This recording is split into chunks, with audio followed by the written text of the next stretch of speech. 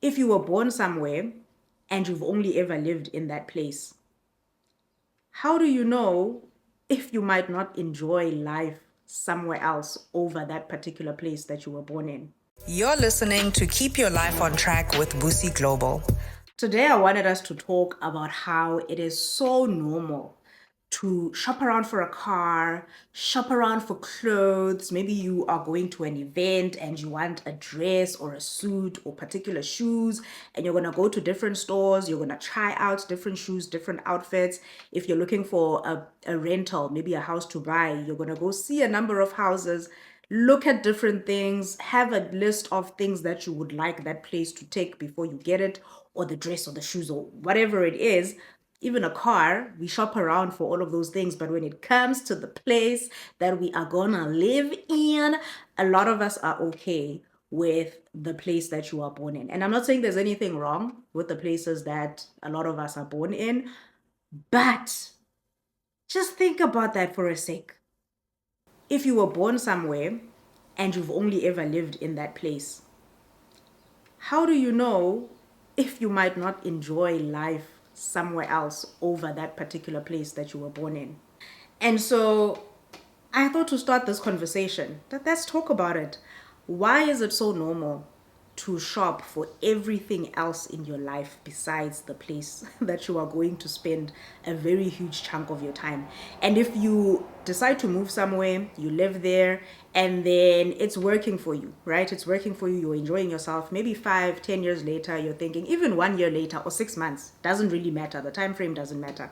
But you then decide that actually my life has changed. My priorities have shifted. The types of things that are the most important to me have also changed. And so I think moving to another place might make more sense.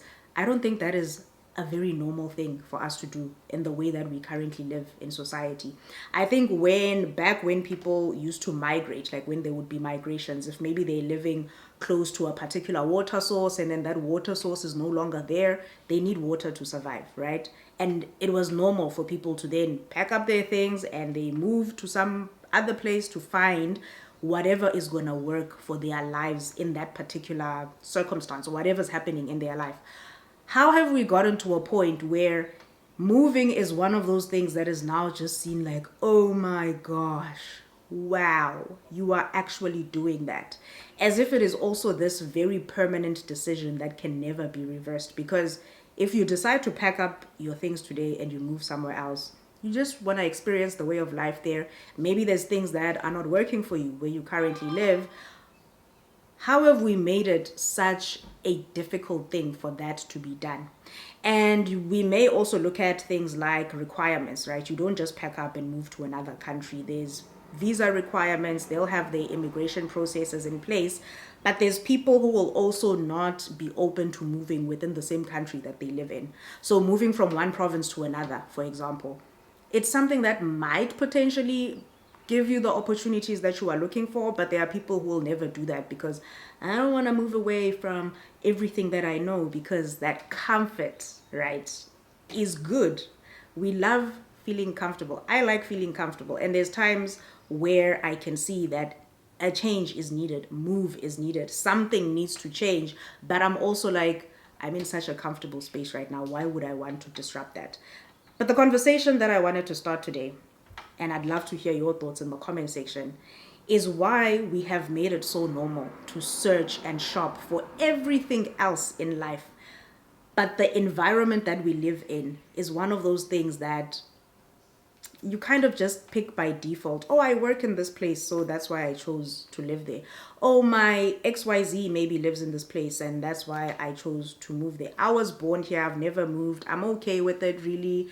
And even if there's a bunch of things that maybe might not be working for you, have you ever sat down and thought to yourself, what is it that I would like to have in my life? What is it that I would like to experience on a daily basis in the place that I live in, where the same way I would think you have a checklist or things that you have in mind when you're going to search for a car, a list, you have a list for where you would like to live and what you would like that place to look like.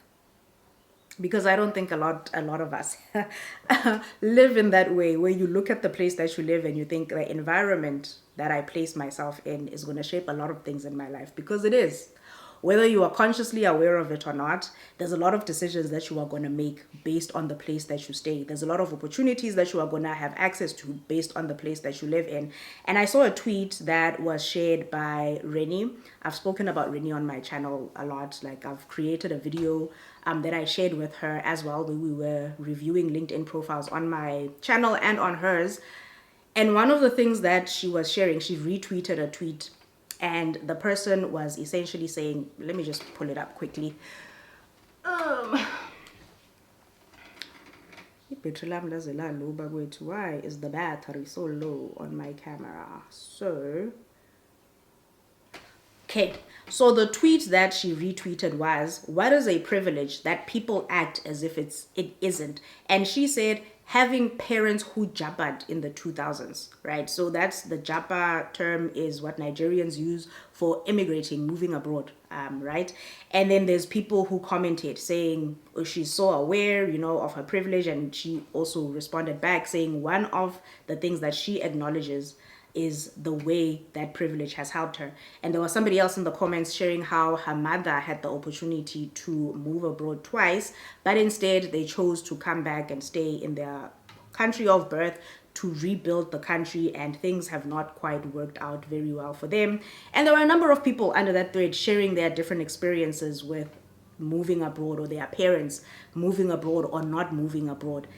And that made me just think about how there's also this notion that when people are moving to another part of the world to help fulfill certain things that are not being met by the place that they are in, there can be this notion of, oh, you're just running away, like there's problems and you're running away, as if other parts of the world don't have their own problems. There's pros and cons to every single place, in my opinion, that you would move to. You just have to look at the things that you are looking for in your life, how you would like to impact your own life and other people's lives, because there's a lot of people who move out of their home countries but are able to do so much more for their home country being outside of the country than they are in, and they are also contributing to that new country that they've moved to. So let's have a discussion about it. Why have we made it so normal to search? Why have we made it so normal to search and look and test and try and do all of the things to pick everything else in our lives? Even partners. Even partners. We want to pick everything else in our lives but the place that we live in, when our environments have such a big impact on so many things in our lives. My name is Busi, and I am looking forward to continuing this discussion. Yeah, so let's talk. Let's talk. Thank you for watching.